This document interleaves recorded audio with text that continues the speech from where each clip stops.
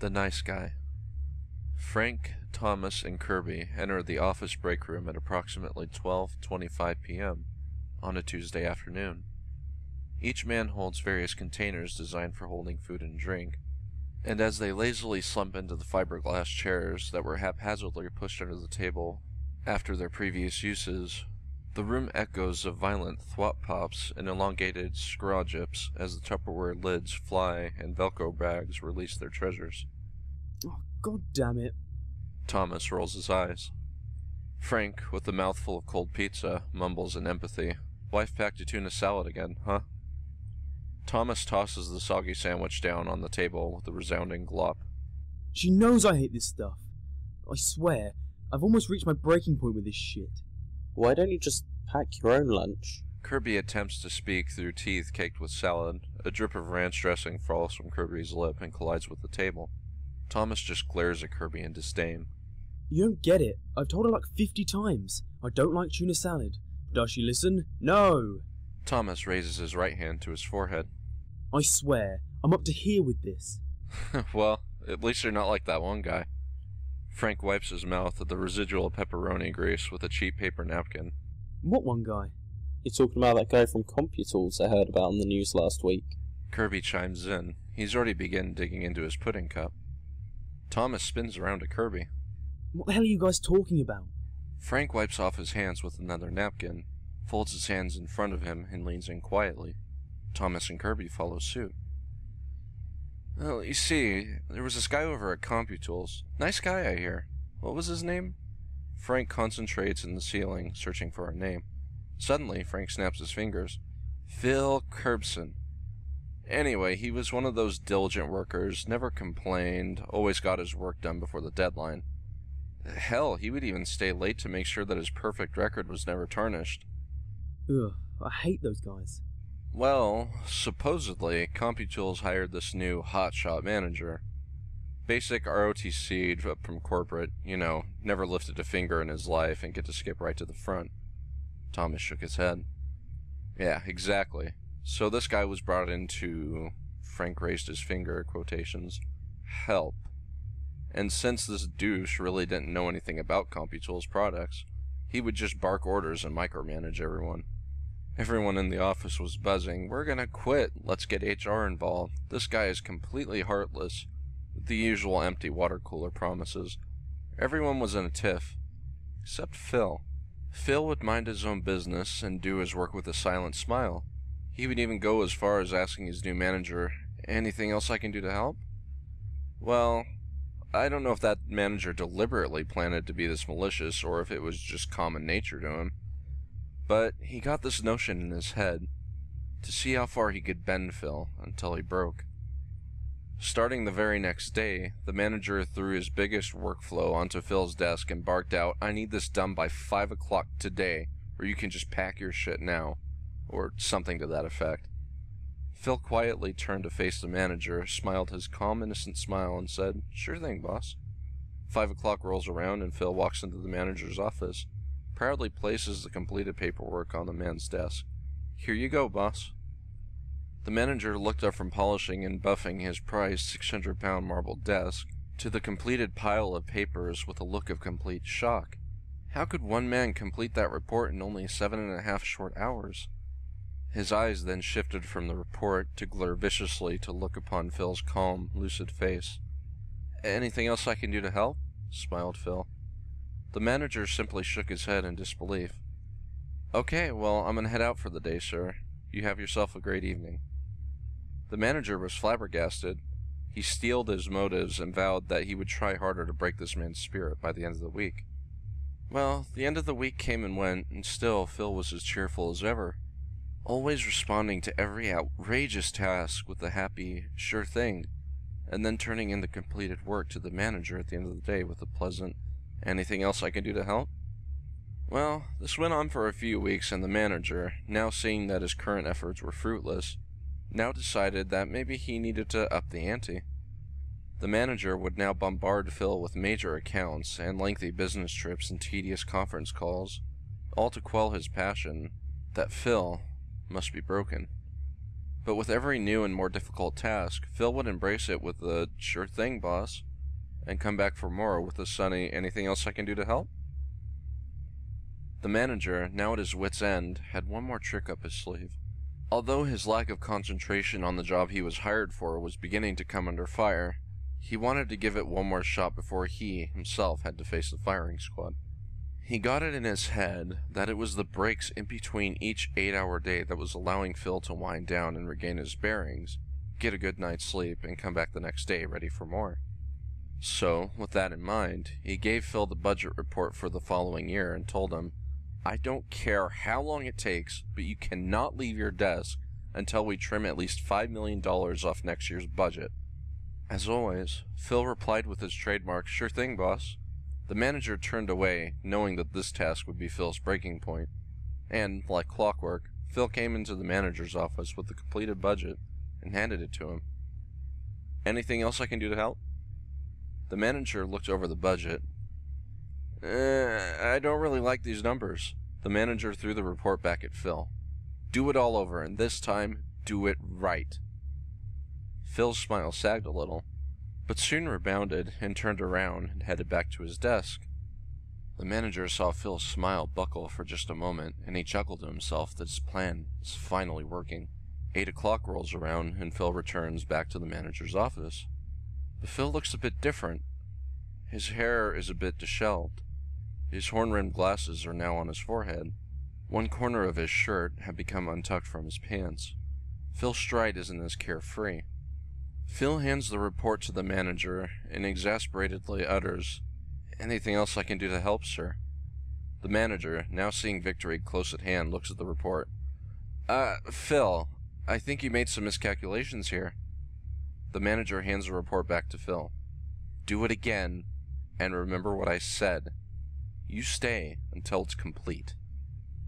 Phil, dejected, defeated, and disappointed, looks at the reports in his hands, wiped the sweat from his brow, and scratched the back of his neck. The nearly broken man headed back to his desk and corrected his errors. As soon as Phil left his office, the manager closed the door and danced a twisted victory dance. Phil was nearly gone. The manager was going to get good sleep that night. At 11 o'clock, Phil trudged back into the manager's office and handed in the completed and corrected report. Exhausted, Phil asked, "Is there anything else I can do to help, sir?" The manager, now a shining example of pure arrogance, threw the report to the floor and exclaimed, "Why did you do the budget for next year? I asked you to do the budget for this year. Can't you even follow simple instructions? I want you to march back to your pathetic little cube, and you are going to stay all night, if you have to, until you do exactly what I ask you to do, or so help me God, I will find someone else who can do it." Now, no one knows exactly what happened next, but some of the late-night stragglers who heard the manager's tirade claimed that as soon as he was finished, Phil took off his glasses, cleaned them off with the corner of his shirt that was still untucked, put his glasses back on, and closed all the blinds in the manager's office that faced the rest of the room. What came from the room was a thunderous crash and a high-pitched shriek. The door flew open and the manager bolted out of the room with glass shards in his hair, bleeding profusely from his face, screaming, "Call security! Call security!" Witnesses then claimed they saw Phil calmly walk out of the office, blood spattered around his shirt and hands. He had a letter opener in his right hand, now stained with blood. Phil's calm and happy expression was lost to a visage one person could only describe as berserk. Phil's brow furrowed, scrunching his eyebrows into wide arches. His teeth were gnarled and, according to one person, appeared sharp and pointed. His skin, once pale and fair, now red and scaly. His slick hair now flailed wildly about his head and danced of its own accord. Phil marched towards the cowering manager. "Sure thing, sure thing, sure thing." Phil continued to chant those two words over and over, and the volume of his voice continued to climb until he was shrieking. Phil destroyed everything in his path to get to the manager, who was now scrambling for the elevator. He turned over cubicle walls, hurled the office printer, overturned desks, but was still marching at a steady pace. Not once did Phil's gait increase in speed. The elevator doors finally opened, and the manager quickly darted inside. And as he was frantically pounding on the door close button, Phil's arm thrust inside the cabin as the doors were closing. The manager let out a girlish cry for help, and then... Thomas, now sitting on the edge of his seat, blinked. Yeah? Well, security hauled him away. The folks that stuck around after the whole ordeal said that they'd never heard Phil use any profanity, ever. But on that day, they heard curse words so vile that they almost sounded like they were in some form of ancient tongue, some demonic language. Only by the grace of God was security able to restrain Phil. As the paddy wagon rolled up to the office building drive, witnesses noticed 3 things. First, that Phil was kicking and screaming the entire time, and was hardly recognizable. Second, that the manager couldn't stop crying. And thirdly, and the most bizarre, was they realized what made the thunderous crash in the manager's office. The 600-pound marble desk, the manager's prized possession, now lay in pieces outside the office window. So that's it.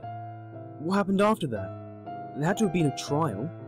Oh, there was a trial, but Phil was deemed mentally unstable to serve trial, so he was committed to the state hospital over in Brookfield. And everything died down and returned to normal. The manager was brought in to see corporate, and he was actually let go. Because not only did the security cameras record what Phil did to the manager in the office, but they also recorded the manager's outburst on Phil that caused him to snap in the first place. Just desserts, I say. Kirby just shook his head as he started to clean up his empty containers. Well, here's the real punchline, and I got this from Sally Boyd over there at CompuTools. She used to be the manager's admin. After the manager was let go, he was cleaning out his temporary desk, and to pass the time, he had the radio on. The manager left his office for a moment to go get more boxes. As he returned back to his office, she heard, announced on the radio, Phil Curbson, committed to Brookfield State Hospital on Monday, was discovered missing from his cell earlier today. The manager froze in horror, and as Sally turned around to see the manager's expression, the door violently slammed in her face, knocking her backwards onto the ground. As she recovered from her fall, she told me that she could clearly hear the manager pleading for his life. She distinctly heard, "Please, don't! I'll do anything you want!" And then, a familiar, calm, and soothing voice came from behind the door. "Anything I can do to help." Sally pounced for the door, but it was locked. She tried to look through the window, but the blinds were mostly drawn, so she could only see the flailing of arms and legs. Sally kicked at the door repeatedly and shouted, "Somebody please help!" But it was too late. As soon as the commotion ceased from inside the office, Sally heard the knob click to signal that it had been unlocked. With tears in her eyes, she slowly reached for the knob and opened it up to reveal a gruesome scene. The manager, splayed open from his throat to his pelvis, ribcage and organs exposed, his hands twisted into contorted knots of flesh and knuckle, his face, warped in an expression of unrelenting anguish and fear, eyes wide, jaw locked and nose broken and twisted. In his left hand, its last cadence drawing to a close, was the manager's own heart. Sally, and some of the onlookers who finally gained access to the room, then looked up to see the following message scrawled on the bare, dingy yellow office wall. "We were wrong. He had a heart after all." Jesus. Thomas had to hold back vomit by covering his mouth. After that, CompuTools shut down that office. I think they turned it into a megabuy. Frank finished his tale with a solemn sip of coffee. Thomas rubbed his eyes. Whoa, wait a minute. Whatever happened to Phil? Well, this is when I'm supposed to say that's the strange thing, but it's not really that strange.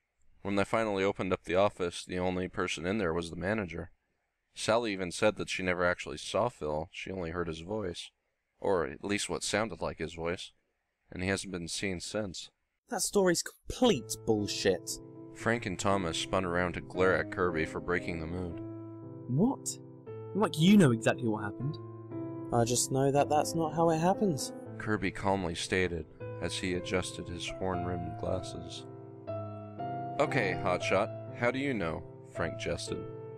Because the hospital doesn't know I'm gone yet. Just then, Kirby's manager leans into the break room. "Hey, Kirb, I need you to do something for me." Sure thing, boss.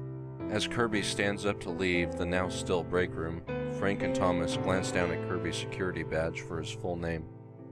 Kirby Phillips.